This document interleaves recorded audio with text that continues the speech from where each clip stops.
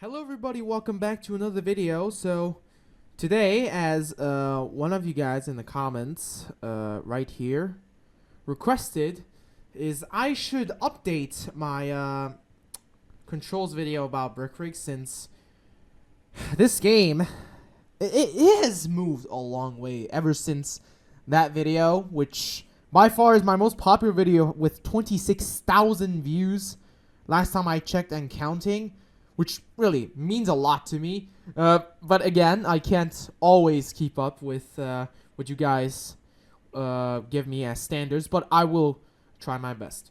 But anyways, guys, thank you guys for the support, and I'm gonna cut the chatter and let's get right into it. Okay, so firstly, we're gonna start with the menu. If you haven't played this game in a long time, or if you have, then yeah, you already know how it looks like, options, and then you have a bunch of new things to change as controls. Today I'm not just going to go for input mappings, and also I'm also gonna go with every other controller we have. Maybe I'll make a separate video about how to control certain vehicles, or how or why they're controlled that way. Well, actually not why, because I don't know the reason, because I don't make workshop vehicles anymore. And my tanks, I think I remember they're like 3 years ago. Yeah, they're really outdated. They can't match. Anyways, so here at the gameplay, it's really simple. You have your volume. I have this turned off. That's basically only relevant in the game's menu. Field of view, I'd rather not mess with that, although if you're like really sweaty, then maybe you want to. View axis, no idea what that does really. Vehicle camera, you can switch by pressing the, I think it's the Z key on US keyboards, yes. Transmission, now I like to use manual, although you could use automatic, but I recommend switching this transmission to manual, since a lot of like very cool and very complex military vehicle, or not just military, any vehicle, they would specifically tell you to switch to manual transmission. And you know, I just like the style of it. Like you won't go 90 kilometers per hour when you're on like a small street. Instead, you can go in first gear, remain there. Automatic counter steering. Now, oh yeah, by the way, it tells you what it does. Key cards under control. Now, I'm not entirely sure of what this means by keeping it under control. Is this some sort of like traction control like in those Formula 1 games? I'm not sure. Anyways, moving to user interface, you have I think these were always there. Actually, I think all of them, including this too. Although now there's a motion blur, and I think this was also here, VSync. Yeah, I think all the effects and stuff was also there. Now, depth of fields, you have this. I have no idea. Half of these, I don't have any idea of what these do. But what I can help you with is this input. It's, of course, display styles, especially mouse sensitivity. You want to tweak that, because for me, it's like a bit too low. Gamepad, if you're using a controller. Invert view pitch. No idea why you want to do that. Yeah, and then you have these three. Because before the full release, before 1.0, toggle aim, toggle sprint, toggle crouch didn't exist. You couldn't toggle sprint, you couldn't toggle aim. And then you have this very huge line of things now. Now, there's a new mechanic in this game. So, for example, if I'm going to go to vehicle, it's mostly going to affect vehicles. Now, you see, even in characters, still only this much. Okay, don't worry about these red ones, because they are the reason why they're red is because they are also used in other filter categories. It won't affect as long as it's not the same. As long as it's not affecting your character also. So let's say you have aim as right click, and you can have vehicle mode as right click if you want to move in operations mode, but we'll get onto that in a bit. So we're gonna first start with editor. Now, if you guys make creations, then you do you, because I do not know how to make good vehicles. So I guess I'm not gonna go with this, since I literally know pretty much zero things about what editors do. And then you have camera. It's pretty self-explanatory. Now these are gamepad controls. Pretty self-explanatory. Now, I think what you need to know is private camera. This comes really in handy, especially in vehicle fighting. Because nowadays, the modern tanks of brick rigs, because remember when I first made my brick rigs videos, where like if you move your tank's turret, like your tank can't move while the turret's moving? Yeah, now it's gone now. Now they bypass that problem with, I think they just simply put the controls in both normal and operations mode, so you can drive in both modes. And you can also move your turret. Now, the problem is you can't move your camera while you're moving your turret. So that's why holding this key, for me it's 0, holding this key is really important. Because then you can still stay in operational mode. So you can still immediately turn the camera and shoot, but you can still look around. And then you have this tap and hold. So a lot of keys now in the game, you can... they will, you know, have a different interaction with the camera and vehicle and character depending if you tap the button or you hold it. You could change it to a separate button, but I guess it's for simplicity's sake. But it does take a bit of time to learn. Basically, FPS shooter movements. Common. Yeah, pretty much it's... yeah, well, there's this tertiary. I'm not entirely sure of what this does. Never use this. I only use the primary, secondary. Probably the only times when I use this is when I pick up bricks. I think that's literally the only reason you will do. Now, there is player invincible. A lot of you guys are still on my old tutorial videos, and you are asking about, oh, how I make invisible and stuff. It's not Control G anymore. It's I. You press it once. So, okay, hold on, let me get out of the menu. And this video will not be cut because it's a tutorial. So, see, I tapped it once and then there you saw like an old icon. So I'm invincible. So if I drop myself from like high up, then I won't die, obviously. So Control G no longer works anymore, although you can rebind it, I think, to Control G. Yeah, I think it's entirely possible. Oh, and by the way, now there is a way for you to just open the editor just pressing O, by the way. And if you hold O, you can get in to an editor where you can edit certain vehicles. Let's say I go to freecam. Now I hold the freecam button once. It says free follow location. So what that does is when I right click, I'm in like almost a third person mode. I hold F again. It's called stationary follow. So now it follows your location. I hold F again. Look at, basically it's like the camera follows you. Hold it again. It's stationary because I press right click in freecam. This has been introduced for almost 2 years, but the hold F and having these third person mode features are relatively new. Probably only 1 year old. And now moving on from the list that I just showed, input mappings.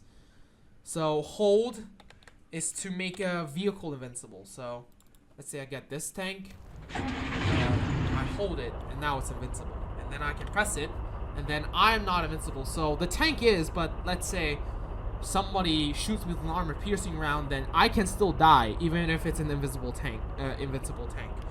I plan to maybe do a sort of mechanic on this new armor-piercing round system. It's very ridiculously OP if you know how to shoot AP rounds. It's ridiculously OP. You can fight tanks 10 times your size and come out on top by just simply using a well-hit armor-piercing shot. Just write in the comments if you want me to explain that. It's relatively easy to master too. Alright, let me delete this. Okay. Oh, and by the way, the delete key, so if you press it once, it's... No, sorry, not the delete key. End. You press it once, you just commit suicide, quote unquote, and you hold it in a vehicle basically what it does is just dismantles the vehicle apart. So let's say I hold it, and now it doesn't explode or anything because they are no longer connected. Anyways, we're going to go back. Which ones I haven't slow-mo. Now, if you want to use this for like some crazy edits, or like, I don't know, if you're making some sort of Brick Race movie, which I doubt a lot of us would. Yeah, here. It actually tells you what it does when you hold it and when you tap it. There is slow motion, pause game, etc. I think these were already in the game. Boost. Yeah, boost basically is like if you hold left shift, you either move your camera slower or faster. I use it to move slower. Spawn dummy, that's pretty simple. Teleport player.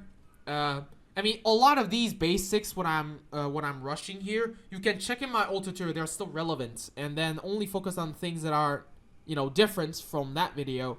Now those are the new updated ones. There's an inventory now. You can either hold tab, and then when you let go, it disappears, or you can press it once, and then, I don't know, give myself like clothes. Yeah, and they drop on the ground. Or you hold this, and so as soon as you let go, you can just get out. Now, it's up your own preference, which one you like the most. It doesn't really matter. I mean, it's slightly faster if you hold tab, but I like to press it because I'm a little bit of a lazy person. User interface, chat, simple. HUD visibility, if you want to, let's say, make a screenshot or something, or like make cinematic screenshot, map. Scoreboard, yeah. This one.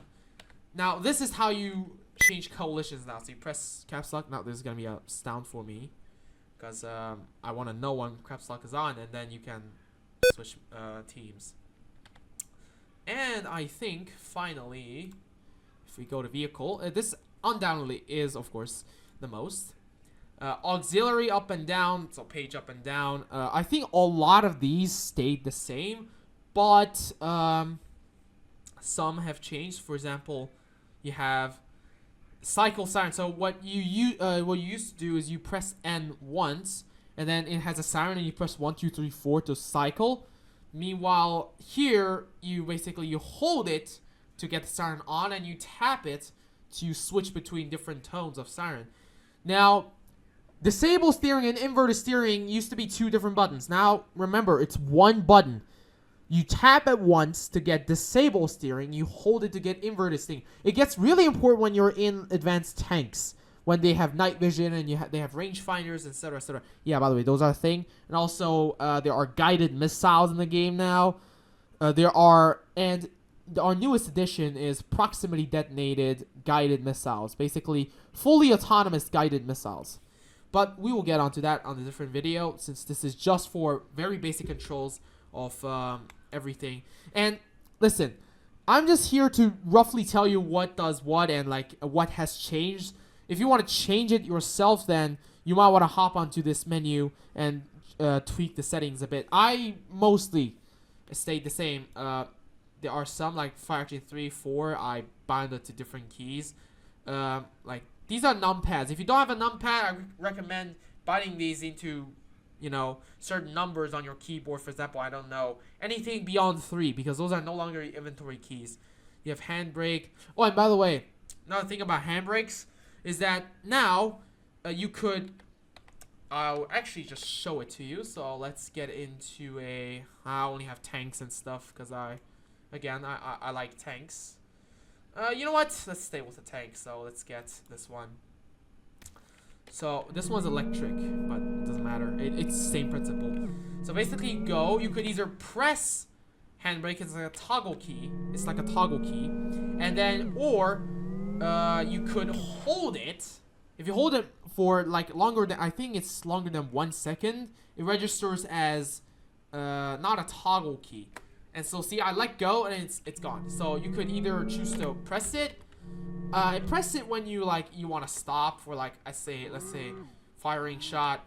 Okay, I gotta see a target there. Fire, and and then go, and then maybe let's say you're in like a vehicle that goes really fast, and if you hit the brakes you're gonna start spinning. It's good to just hold the handbrakes like this, and then hold brakes as well, and see, you can let go and you can start moving again.